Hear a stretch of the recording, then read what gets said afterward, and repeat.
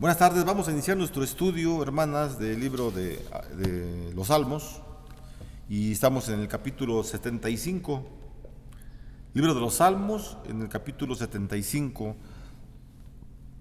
y le vamos a dar lectura a los 10 versículos.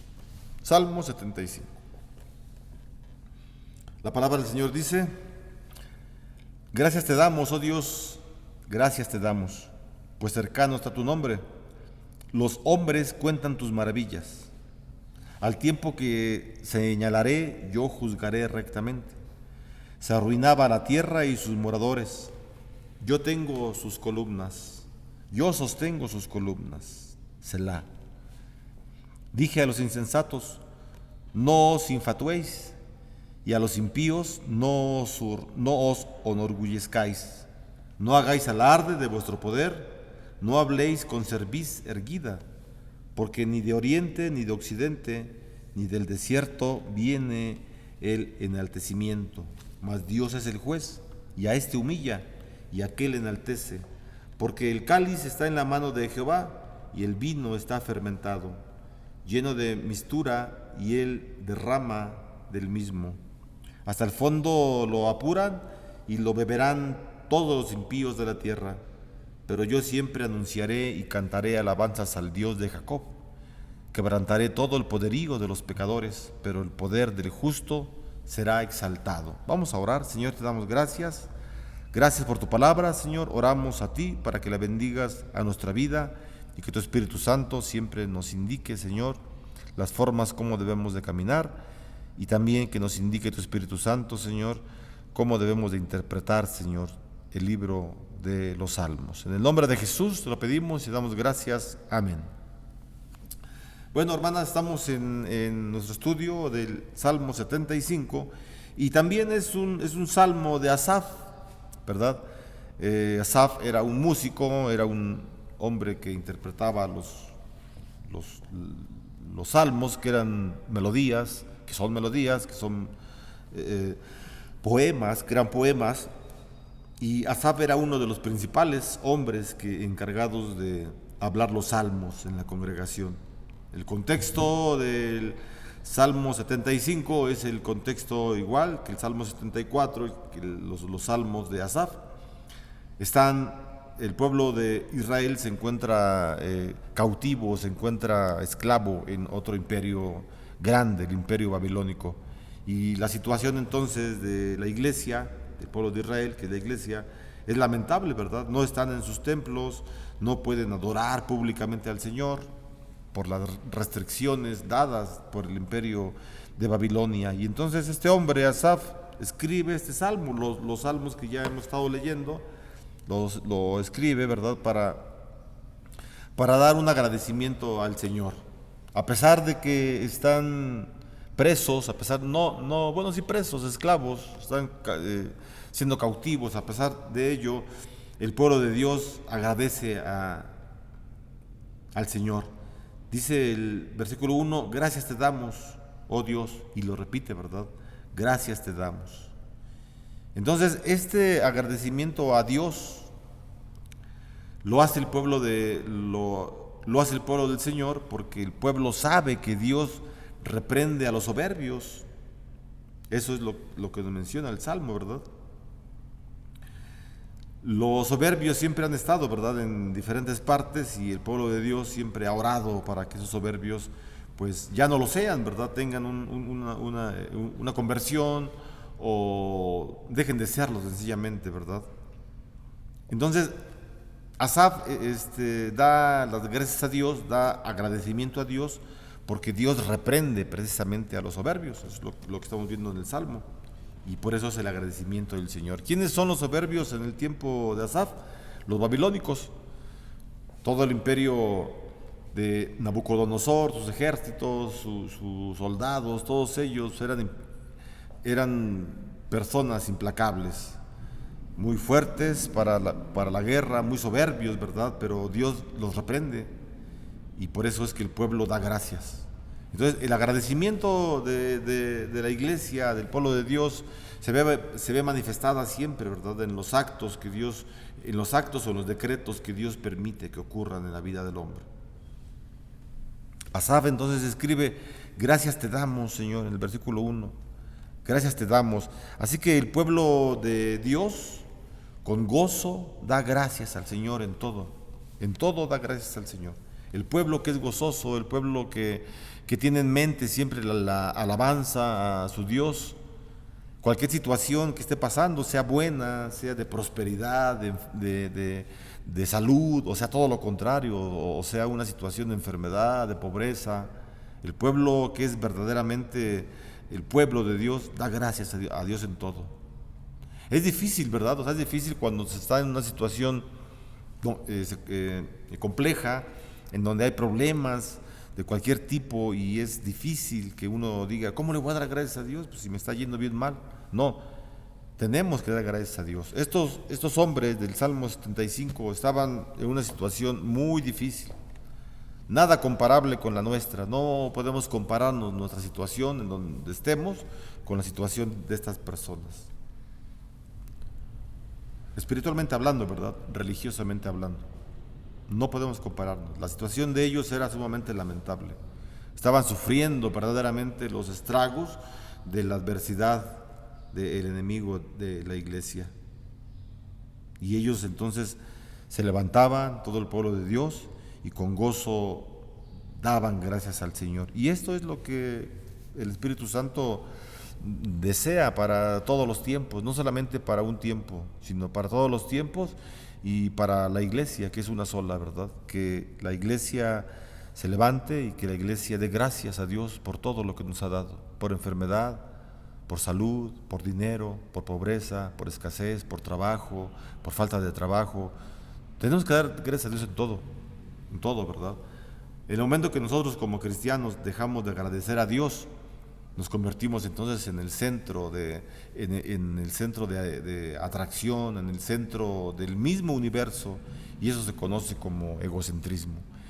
Eso es el egocentrismo, ¿verdad? Estar centrados en sí mismo, pensar en sí mismo, porque que sufro, que me persiguen, que soy enfermo, etcétera. Bueno, si ocurre eso, dé gracias a Dios. Y el gran ejemplo nos lo está dejando la Escritura, ¿verdad? Toda una iglesia, todo un pueblo en el Antiguo Testamento estaba sufriendo penalidades, y ellos se levantaban todos los días y daban gracias a Dios. Vemos las palabras, ¿verdad?, del versículo 1: gracias te damos, oh Dios, gracias te damos. Entonces, quien leyera solamente estas frases: gracias te damos, oh Dios, gracias te damos, y no leyera todo lo demás y no supiera el contexto del Salmo 75, puede decir: no, pues sí, el hombre que escribió el Salmo 75 seguramente estaba en su casota, sentado en un sillón bien bonito, en su chimenea, no sé, disfrutando de todas las comodidades, y gracias, Señor. Levanta sus ojos al cielo y dice: gracias, Señor, por todo lo que me das, por tanta comodidad, por tanto dinero, por automóviles, por ropa, etcétera, etcétera. No, sino que este hombre no tiene absolutamente nada. No tiene ni el chance de poder alabar a Dios públicamente, porque lo callan y los asesinan. No solamente los callan, los asesinan. Literalmente los mataban a estos hombres por levantarse, ¿verdad?, a hablar de Dios. Tenían prohibido, eran esclavos. Y aún así este hombre, Asaf, dice: gracias te damos, Señor, gracias. Y eso es lo que nosotros podemos aprender de Asaf, de este hombre de los Salmos: agradecer a Dios. Si podemos mirar a nuestro alrededor, si podemos mirar dentro de nosotros mismos, si podemos mirar en el pasado, seguramente daremos gracias a Dios, porque Dios siempre ha estado con nosotros. Dios no nos deja. Bueno, entonces, esas son las palabras, ¿verdad?, de Asaf. Gracias te damos. Así que el pueblo de Dios con gozo da gracias al Señor, y debemos alabar a Dios una y otra vez. Dios, hermanos, Dios es infinitamente bondadoso. Ciertamente este letrero es claro que es cierto: Dios es amor. Y hemos visto el amor, la bondad de Dios en diferentes etapas de nuestra vida, en diferentes etapas de la vida del pueblo de Israel. Dios se manifestó Dios manifestó su bondad para con todos ellos y el pueblo se maravillaba. Aún los que no creían en el Señor se maravillaban de las obras portentosas de Jehová, y muchos de ellos eran convertidos, ¿verdad?, al judaísmo en el Antiguo Testamento, posteriormente al cristianismo con la venida de Jesús. Así que Dios es bueno. Dios permite, ¿verdad?, que nosotros como cristianos volteemos siempre hacia la Escritura, volteemos siempre al cielo buscando el rostro de Dios. A veces buscamos la mano de Dios, es decir, a veces únicamente queremos los favores de Dios, que Dios nos favorezca con un buen trabajo, con una buena familia, con buenos hijos, con excelentes padres, con una buena casa, y buscamos la mano de Dios, porque eso es lo que simboliza, ¿verdad? Dios nos da, y a veces nos olvidamos de buscar el rostro, la gloria, la santidad de Dios. Asaf era un hombre que no le interesaba las cosas materiales. Asaf era un hombre que estaba bien parado, estaba bien plantado en donde él estaba, y sabía exactamente que las cosas materiales son secundarias. Lo primero es la gloria al Señor, alabar al Señor y dar gracias. Por eso es que él se levantaba y decía: gracias te damos, Señor, gracias te damos. Dios, hermanos, lo estamos diciendo, es infinitamente bondadoso, y por ello el pueblo se siente completamente agradecido. El pueblo alaba al Señor porque Él está cerca de nosotros. Dice el versículo 1, estamos en el versículo 1, pues cercano está tu nombre. O sea, el salmista le da gracias a Dios porque va a detener a los soberbios, claro que sí, pero también le da gracias a Dios porque él siente que su nombre está cercano. El nombre de Dios está cercano, es lo que dice, ¿verdad? Pues te damos gracias, pues cercano está tu nombre. Entonces el pueblo de Dios, voy a repetir, el pueblo de Dios alaba al Señor porque el pueblo sabe que Dios está cerca de nosotros, y sus obras, las obras de Dios, son recordatorio de su bondad y sabiduría para su pueblo. Es lo que dice, ¿verdad?, al final del versículo 1, los hombres cuentan tus maravillas, Señor. Es decir, los hombres cuentan las obras que Dios ha hecho en la vida de la iglesia, y por eso le da gracias. Por eso la iglesia se levanta y da gracias al Señor por todas las maravillas que ha hecho en la vida de la iglesia. Y no sé, cuando hablo de maravillas no me refiero solamente a cosas positivas, no, sino también a cosas difíciles que el hombre ha pasado, que el hombre y la mujer pasamos en nuestra vida. El pueblo le da gracias al Señor, ¿verdad? Entonces las obras, ¿verdad?, las obras de Dios son un recordatorio de su bondad. Cuando miramos en nuestra vida una obra de Dios, Dios nos sana, Dios sana a nuestros hijos, Dios permite la tranquilidad de nuestra iglesia, Dios permite el progreso en el trabajo, en la casa. Esas son obras de Dios. Entonces cuando miramos esas obras de Dios, es como si Dios nos estuviera recordando que Él es amor, que Él es bondad, y que aparte de ser un Dios amoroso y bondadoso, es un Dios lleno de sabiduría, y la sabiduría de Dios es exclusiva para el pueblo de Dios. La sabiduría de Dios es exclusiva para su pueblo. Claro que con la sabiduría de Dios también se beneficia a unos impíos, ¿verdad? Dice Mateo capítulo 5 que el sol sale para buenos y para malos. La providencia, el cuidado que tiene Dios de toda su creación es para todos, inconversos y conversos, claro que sí. Pero Dios tiene un especial cuidado para con su iglesia. La iglesia es el tesoro más importante para el Señor. Tan es importante que Él envió a su único hijo para que muriera por esta iglesia, ¿verdad?, para que fuera rescatada. Entonces todas estas bondades del Señor, lo que acabamos de decir, que Dios envió a su Hijo, se encarnó en un hombre común y corriente, pero sin pecado. Todo esto es bondad de Dios, amor de Dios para con la iglesia. Bueno, ese es un recordatorio, lo vuelvo a repetir por tercera vez. Todas las obras de Dios son un recordatorio de la bondad y del amor ilimitados que Dios tiene para con su iglesia. Y esto el pueblo no tiene que olvidarlo jamás.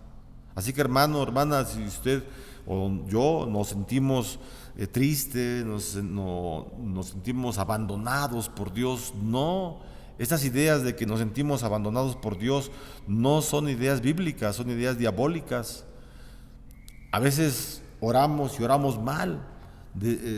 A veces le pedimos a Dios y le decimos en oración, bueno, no sé usted, ¿verdad? Pero a veces se menciona y le decimos, Dios, no te vayas, Dios. No me dejes, Señor. Eso es orar en incredulidad, hermano. Por eso los discípulos le decían al Señor Jesús, Señor, enséñanos a orar, Señor. Dinos cómo tenemos que orar, qué es lo que tenemos que decir en nuestras oraciones.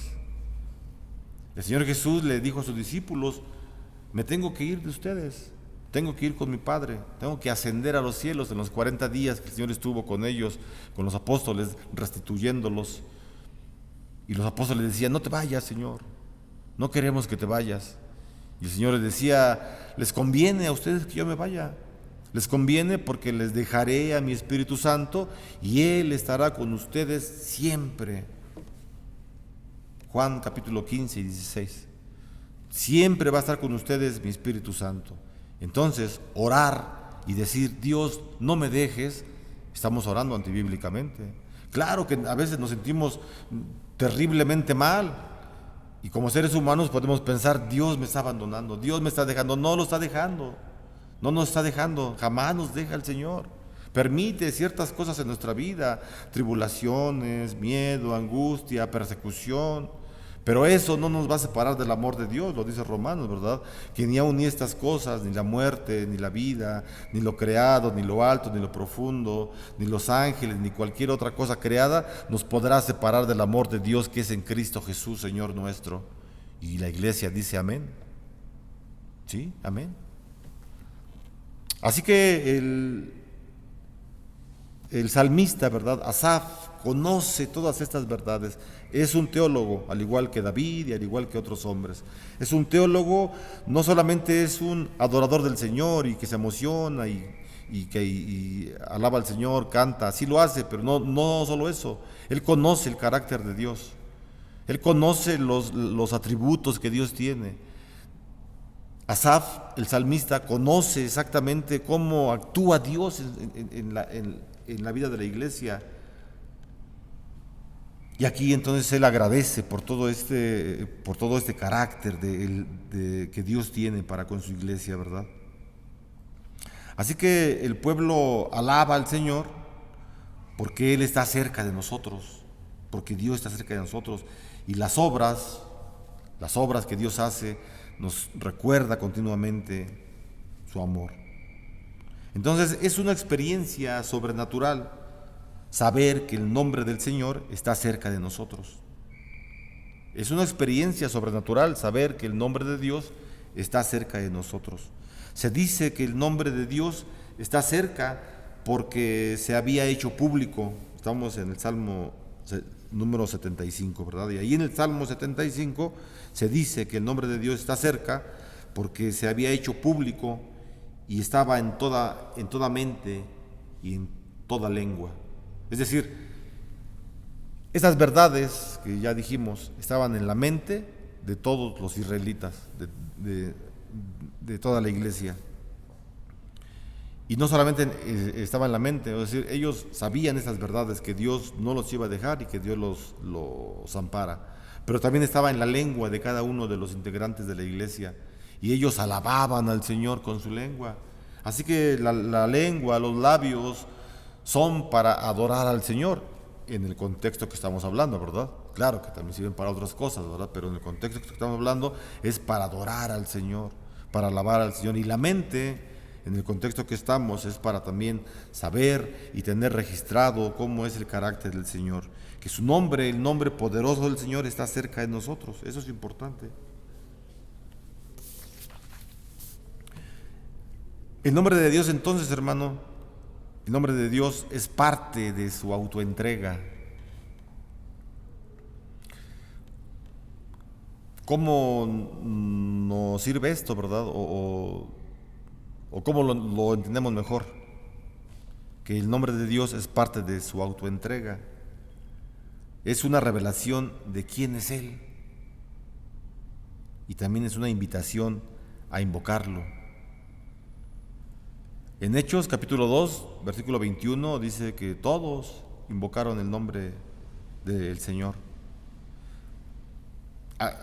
Así que el nombre, ¿verdad?, de Dios es importante. Dios le dijo a Moisés, cuando Dios le habla a Moisés, ahí en uno de los montes, está una zarza ardiendo, es decir, un pedazo de hierba, ¿verdad? Esa es una zarza, hierbas secas. Y se estaba quemando la hierba, pero no se consumía, ¿no? Y va Moisés curioso hasta el monte y se acerca y ve que es la presencia de Dios. Y el Señor le dice a Moisés: ve hacia Egipto, ve hacia Faraón y dile que deje salir a mi pueblo porque quiero que me rinda tributo. Y Moisés le dice: está bien, pero si me pregunta el Faraón quién te envió, ¿qué le voy a decir? Y el Señor le responde: yo soy el que soy. Si Faraón te pregunta quién te envió, respóndele así: me envió el yo soy el que soy. Y ese es el nombre del Señor: yo soy el que soy. Éxodo capítulo 3 nos narra esta historia, ¿verdad?, donde Moisés se queda impactado porque el Señor mismo le da su nombre, le dice uno de los nombres que tiene el Señor: yo soy el que soy. Entonces, este nombre de Dios está cerca de Moisés, estuvo cerca de Moisés. El nombre de Dios, el poderoso de Israel, el guerrero divino, el ser que defendió a la iglesia de Israel por mucho tiempo, iba junto con Moisés para esta encomienda que le había hecho. Así que nosotros como cristianos, hermanas, hermanos, debemos estar completamente seguros, conscientes, ¿verdad?, acerca de esta revelación que Dios nos ha dado a nosotros. Dios nos ha dado su nombre a nosotros y su nombre está cerca. Entonces, si tenemos cerca al Todopoderoso, no pasa absolutamente nada, hermano. No puede pasar nada que nos pueda espantar, que nos pueda hacer huir, que nos pueda apostatar de la fe que tenemos. No hay nada, sino solamente el Espíritu Santo que está en nosotros es lo que nos fortalece y lo que nos permite continuar en nuestra vida cristiana. Hasta ahí hemos visto el versículo 1. Obviamente no vamos a ver todo, no nos daría tiempo, pero quise hacer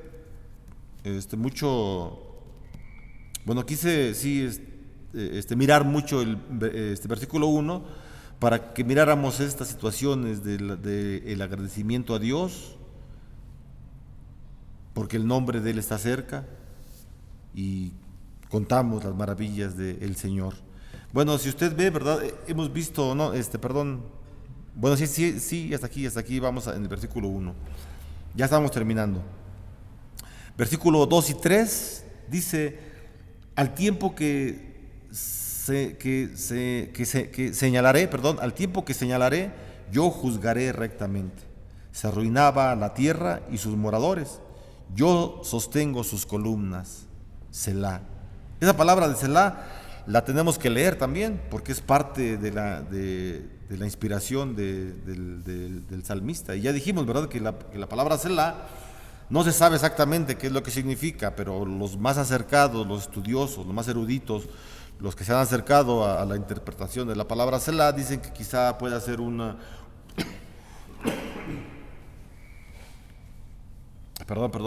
que pudo ser un símbolo musical, no una nota, sino un símbolo musical. No sé si esté en lo correcto, no sé de música, pero es parte de la música. Viene la partitura, es una señal, no nota, sino una señal, en donde los que leían los salmos y veían la palabra Selah, porque eran cantos, ¿verdad? Eran cantos, entonces estaban cantando y cantaban del versículo 1 al 3.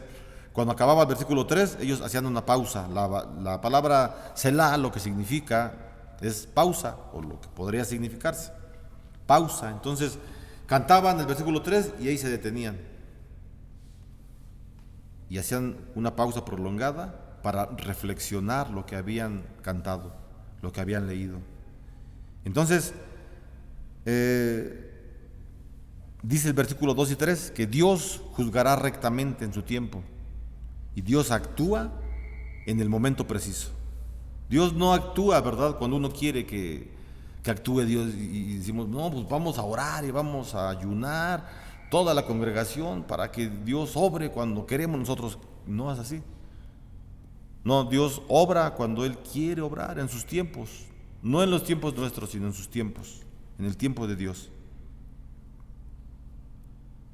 Entonces, si Dios juzga rectamente en su tiempo y Dios actúa en el momento preciso, allí tenemos que hacer una pausa y reflexionar lo que hemos dicho hasta ahorita. ¿Qué es lo que dice la palabra? ¿Qué dice el Espíritu Santo? Lo que podemos reflexionar y pensar es, de acuerdo a los 3 versículos que ya leímos, es que la rectitud, el momento oportuno y el poder de los juicios de Dios son dignos de nuestra profunda consideración. En otras palabras, si el nombre de Dios está cercano a nosotros, eso debemos considerarlo y pausar nuestra mente, reflexionar sobre lo que significa que Dios esté cerca de nosotros. ¿Qué significa para su vida que Dios esté con nosotros? Ahí párese, ahí haga una reflexión. Todavía no ore, haga una reflexión, medite. Eso es meditar, ¿verdad? La palabra meditar es pensar sobre lo que estamos viendo. Eso es meditar. Y lo unimos con la oración, trae resultados importantes para nuestra vida. Entonces, meditamos qué es lo que estamos leyendo. Es como los rumiantes, ¿verdad? Como las vacas. Ahí valga esta comparación con la meditación. Las vacas, cuando toman un pedazo de pasto o de paja o de lo que coman, se lo llevan al hocico y lo están masticando y masticando y masticando y se tarda mucho tiempo. Si no, vea una vaca. Yo, porque ahí donde vivo hay muchos, es un pueblo y ahí hay muchos campo y animalitos y ganado y mastican y mastican y mastican. Después ya uno dice, pues ya pásate ese pasto, ¿no? Tanta saliva. Y esa es la forma, ¿verdad? Se pasan el pasto a su primera panza, tienen 3 panzas, pasa su panza, lo vuelve a regresar y lo sigue masticando y masticando y masticando, y lo pasa de vuelta por la segunda panza y lo vuelve a regresar y lo vuelve a masticar, o sea, mucho tiempo, ¿no? Y al final, después de todo un proceso químico, no sé, el pasto verde con todos los compuestos químicos que tiene la vaquita, el animalito, se convierte, entre otras cosas, en leche, que es nutriente para sus hijos, ¿verdad? Y para nosotros. Así que hay un resultado en la meditación. Nosotros igual, así tenemos que estar rumiando, repitiendo lo que leímos. Selah, pausa. Piense en qué tan cercano está el nombre de Dios para usted. Si el nombre de Dios está tan cercano a mí, entonces debo dar la gloria al Señor, porque no va a pasar absolutamente nada. Así esté enfermo, así me quede ciego, así llegue un virus a nuestros ojos y nos deje completamente ciegos, nos pase lo que nos pase. Si estamos conscientes y hemos meditado que el nombre de Dios está con nosotros, no puede pasar absolutamente nada. Nada, hermanos. Así que, vuelvo a repetir, encontramos al final del versículo 3 la palabra Selah. La rectitud, el momento oportuno y el poder de los juicios de Dios son dignos de nuestra profunda consideración. ¿Por qué me pasó lo que me pasó? Medite. Use la palabra Selah en su vida. Lo que escuche, lo que lea, medítelo muchas veces. Ya, para terminar, versículo 4 y 5, Dios habla a los soberbios. Dios advierte a los soberbios que no se jacten ni se exalten en sus propias fuerzas. Versículo 6 y 7. Así que la advertencia, ¿verdad?, para nosotros puede ser, es que seamos humildes y Dios nos recompensará. Pues Dios es el juez, es Dios quien humilla y es Dios quien enaltece. Solamente Dios. Dios pone, Dios quita. Dios enaltece o Dios te humilla, ¿verdad? Versículo 8 y 9 nos indica también la palabra, ¿verdad? O nos sugiere, ¿verdad? Que seamos humildes porque los impíos serán juzgados mientras los justos alaban al Señor. Y finalmente el versículo 10 dice: quebrantaré todo el poderío de los pecadores, pero el poder del justo será exaltado. Hermano, Dios exaltará el poder de los justos. Dios exaltará el poder de los justos. Salmo número 1, vamos a leerlo y con eso terminamos, por favor. Es un salmo muy cortito. Leemos el salmo y oramos al Señor. Dice el salmo número 1: bienaventurado el varón que no anduvo en consejo de malos, ni estuvo en camino de pecadores, ni en silla de escarnecedores se ha sentado, sino que en la ley de Jehová está su delicia, y en su ley medita de día y de noche. Él será como árbol plantado junto a corrientes de aguas, que dan su fruto en su tiempo, y su hoja no cae, y todo lo que hace prosperará. No así los malos, que son como el tamo que arrebata el viento. Por tanto, no se levantarán los malos en el juicio, ni los pecadores en la congregación de los justos, porque Jehová conoce el camino de los justos, mas la senda de los malos perecerá. Señor, te agradecemos porque nos permites leer tu escritura, porque nos das la oportunidad, Señor, de tenerla cerca de nosotros, así como tu nombre está cerca de nosotros. Bendito seas, Señor, por estas verdades. Te agradecemos porque tú permites que tu iglesia, Señor, pueda confortarse, Señor, con las palabras que tu Espíritu Santo ha dejado plasmadas para toda la historia del hombre, Señor. Te agradecemos y te pedimos, Señor, que tú bendigas a cada una de las integrantes de la sociedad femenil, Señor. El estudio, Señor, que hacemos nosotros es para todos los que nos lo quieran observar, los que lo quieran escuchar, pero el tiempo, Señor, que tenemos ahorita es también para darte gracias por todas y cada una de las hermanas de la sociedad femenil, Señor. Tú, Señor, toma sus vidas, Señor. Ayúdales y siempre recuérdales a nuestras hermanas que tú estás cerca de ellas, Señor. Que tu nombre poderoso está cerca de sus vidas, Señor. Que tu nombre de verdad está cerca de sus esposos y de sus hijos, Señor. Y que en ningún momento tú lo vas a dejar.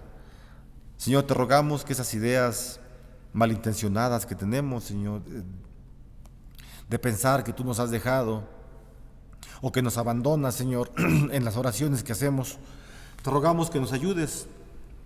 Te pedimos que tú seas siempre el que ponga en nuestra mente la claridad y que esas ideas que tenemos, Señor, se vayan de nuestra mente, Señor, de pensar que tú nos dejas, porque jamás nos has dejado. Tu nombre está cerca, Señor. Tu poder está cerca de nosotros y por eso es que oramos para que en cada una de las hermanas siempre, Señor, tu poder, tu nombre sea cerca de ellas y de sus familias. Te lo pedimos y te damos gracias, confiando siempre en las misericordias de nuestro Señor Jesucristo. Amén. Dios les bendiga, hermanos.